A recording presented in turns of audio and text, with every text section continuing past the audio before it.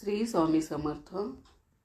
मैत्रिणींनो, आज आपण अगदी सोप्या भाषेत, स्पष्ट भाषेत समजून घेणार आहोत की देवघरात मंगळवारी कुलदेवतेच्या नावाने मंगल कलश का भरावा, तो कसा भरावा, त्यासाठी कोणते साहित्य लागते, कोणते नियम पाळावयाचे आणि त्याची रोजची पूजा कशी करायची. त्यामुळे हा व्हिडिओ शेवटपर्यंत नक्की पहा. चॅनलवरती जर नवीन असाल तर चॅनलला सबस्क्राईब करा, कारण योग्य पद्धतीने केलेला मंगल कलशाचा विधी घरात सुख, समृद्धी आणि सकारात्मक ऊर्जा वाढवतो असे आपल्या परंपरेत सांगितले जाते. मैत्रिणींनो, सर्वप्रथम समजून घेऊया मंगल कलशाचे महत्त्व काय आहे. आपल्या शास्त्रानुसार मंगल कलश हा समुद्रमंथनाचे प्रतीक मानला जातो. समुद्रमंथनातून अमृत प्रकट झाले आणि त्यावेळी देवाने कलशाचा उपयोग केला अशी मान्यता आहे. त्यामुळे कलश म्हणजे समृद्धी, जीवनशक्ती आणि देवत्वाचे प्रतीक मानले जाते. देवघरात जर कुलदेवतेच्या नावाने मंगल कलश स्थापित केला तर घरातील नकारात्मक ऊर्जा कमी होते आणि सकारात्मक ऊर्जा वाढते असे मानले जाते. विशेषतः मंगळवारी हा कलश भरणे अधिक शुभ मानले जाते, कारण मंगळवार हा देवीचा वार मानला जातो. अनेक घरामध्ये कुलदेवीचे पूजा या दिवशी केली जाते. म्हणून जर मंगळवारी कुलदेवतेच्या नावाने मंगल कलश भरला तर देवीची विशेष कृपा मिळते असे सांगितले जाते. या कृपेने घरात आर्थिक अडचणी कमी होतात, आरोग्य सुधारते, कुटुंबात शांतता वाढते आणि घरातील वातावरण प्रसन्न राहते. आता आपण पाहूया की मंगल कलश भरण्यासाठी कोणते साहित्य आवश्यक असते. सर्वप्रथम लागतो तांबे किंवा कास्य धातूचा एक स्वच्छ कलश, त्यानंतर स्वच्छ पाणी आणि शक्य असल्यास गंगाजल. याशिवाय तांबे, नाणे, सुपारी, लवंग, वेलची, हळद, चंदन, दुर्वा आणि अक्षता लागतात. तसेच आंब्याची पाने, नारळ आणि पानांची पाने लागतात. पूजा करण्यासाठी रोली, हळद आणि मौली म्हणजेच रक्षासूत्र लागते. हे सर्व साहित्य आधीच तयार ठेवले तर विधी करताना घाई गडबड होत नाही. आता आपण प्रत्यक्ष विधी समजून घेऊया. पहिली स्टेप आहे शुद्धीकरण. मंगल कलश भरण्यापूर्वी देवघर पूर्णपणे स्वच्छ करणे अत्यंत महत्त्वाचे आहे. देवघरातील धूळ साफ करा, पूजेची जागा नीट स्वच्छ करा आणि शक्य असल्यास थोडे गंगाजल शिंपडून त्या जागेचे शुद्धीकरण करा. देवघरात ईशान्य कोण म्हणजे उत्तर पूर्व दिशा सर्वात पवित्र मानली जाते. त्यामुळे शक्य असेल तर त्या दिशेला कलश ठेवण्यासाठी जागा निवडा. त्यानंतर त्या ठिकाणी रोली आणि हळदीने स्वस्तिक चिन्ह काढा. स्वस्तिक हे शुभत्वाचे आणि मंगलाचे प्रतीक मानले जाते. दुसरी स्टेप आहे कलश भरणे. आता स्वच्छ तांब्याचा किंवा कास्य कलश घ्या. त्या कलशात स्वच्छ पाणी भरा आणि त्यात थोडे गंगाजल मिसळा. गंगाजल पाण्याला पवित्रता आणि आध्यात्मिक शक्ती देतो असे मानले जाते. त्यानंतर त्या पाण्यात एक तांबे नाणे टाका. तांबे नाणे समृद्धी आणि स्थैर्याचे प्रतीक मानले जाते. त्यानंतर सुपारी, लवंग, वेलची, हळद, चंदन, दुर्वा आणि अक्षता एक एक करून त्या पाण्यात टाका. या सर्व वस्तूंना आपल्या पूजाविधीत विशेष महत्त्व आहे. त्यानंतर पाने देखील त्या कलशात ठेवा. आता कलशाच्या तोंडावर आंब्याचे काही पाने व्यवस्थित लावा आणि त्या पानावर नारळ ठेवा. नारळ हा श्रीफळ म्हणून ओळखला जातो आणि तो देवी देवतांना अतिशय प्रिय मानला जातो. तिसरी स्टेप आहे स्थापना आणि पूजा. आता तयार झालेला मंगल कलश त्या स्वस्तिक चिन्हावर ठेवा. त्यानंतर रोलीने त्या कलशावर स्वस्तिक काढा आणि मौली म्हणजे रक्षासूत्र त्या कलशाला बांधा. हे बांधणे म्हणजे त्या कलशाला आध्यात्मिक संरक्षण देणे असे मानले जाते. आता हात जोडून खालील कलश मंत्र जपा. कलशस्य मुखे विष्णू, कंठे रुद्र समाश्रित, मूले तत्र स्थितो ब्रह्मा, मध्ये मातृ गणा स्मृता. त्यानंतर आपल्या कुलदेवतेचा मंत्र जपा.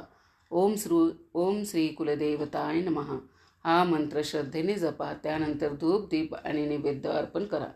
चौथी स्टेप आहे नियम आणि आचरण. हा मंगल कलश मंगळवारी सकाळी किंवा संध्याकाळी भरता येतो, परंतु शक्य असल्यास सकाळी पूजा केल्यास अधिक शुभ मानले जाते.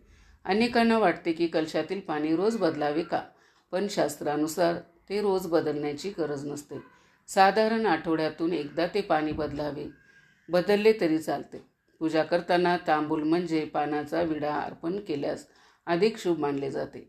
काही जण नवीन कामाची सुरुवात करताना किंवा मार्गशीर्ष महिन्यात या कलशाचे विसर्जन करतात आणि पुन्हा नवीन कलश स्थापना करतात. आता आपण पाहूया या मंगल कलशाचे फायदे काय सांगितले जातात. असे मानले जाते की देवघरात कुलदेवतेच्या नावाने भरलेला मंगल कलश घरात सुख समृद्धी वाढवतो. घरातील वास्तुदोष कमी होतात, कुटुंबातील सदस्यांच्या मनात शांतता निर्माण होते आणि घरातील वातावरण प्रसन्न राहते. तसेच आर्थिक अडचणी कमी होण्यास मदत होते, असे अनेक भक्त अनुभव सांगतात. मात्र काही नियम पाळणे आवश्यक आहे. कलशाची जागा स्वच्छ ठेवू नये, त्याला पाय लागू नये आणि त्याला चुकीच्या दिशेला ठेवू नये. श्रद्धा आणि स्वच्छता या 2 गोष्टी सर्वात महत्त्वाच्या मानल्या जातात. मैत्रिणींनो, आता एक महत्त्वाची गोष्ट समजून घेऊया, ती म्हणजे मंगल कलशाची रोजची पूजा कशी करावी. अनेक घरामध्ये कलश स्थापना केला जातो, पण त्याची नियमित पूजा केली जात नाही, त्यामुळे त्याचे पूर्ण फळ मिळत नाही असे मानले जाते. मंगल कलशाची रोजची पूजा खूप सोपी असते आणि ती सकाळी किंवा संध्याकाळी करता येते. रोजच्या पूजेचे महत्त्व असे सांगितले जाते की रोज कलशाची पूजा केल्याने घरातील सकारात्मक ऊर्जा वाढते आणि कुलदेवतेचे संरक्षण मिळते. घरात शांतता आणि समाधान टिकून राहते. तसेच वास्तुदोष दूर ठेवण्यासाठीही ही पूजा उपयुक्त मानली जाते.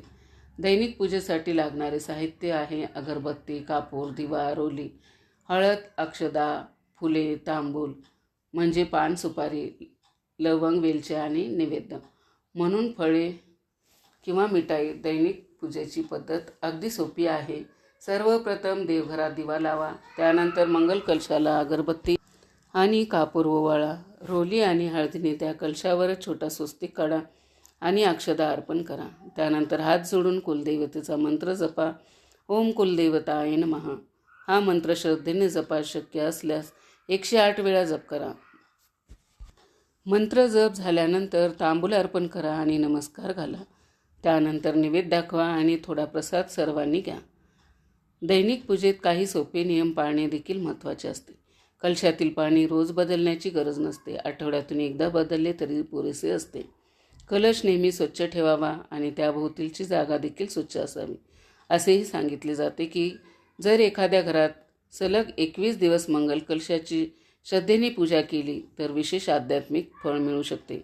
मैत्रिणींनो, आता आपण मंगल कलश स्थापनेतील एक अत्यंत महत्त्वाची आणि पवित्र गोष्ट समजून घेणार आहोत. अनेक भक्त विचारतात की कलश ठेवताना खाली कोणते चिन्ह काढायचे आणि ते कसे काढायचे. आपल्या शास्त्रामध्ये मंगल कलश स्थापनेसाठी अष्टकोनी कमळ म्हणजे अष्टदल कमळ काढणे अत्यंत शुभ मानले जाते. हे कमळ देवी लक्ष्मीचे आणि दिव्य ऊर्जेचे प्रतीक मानले जाते.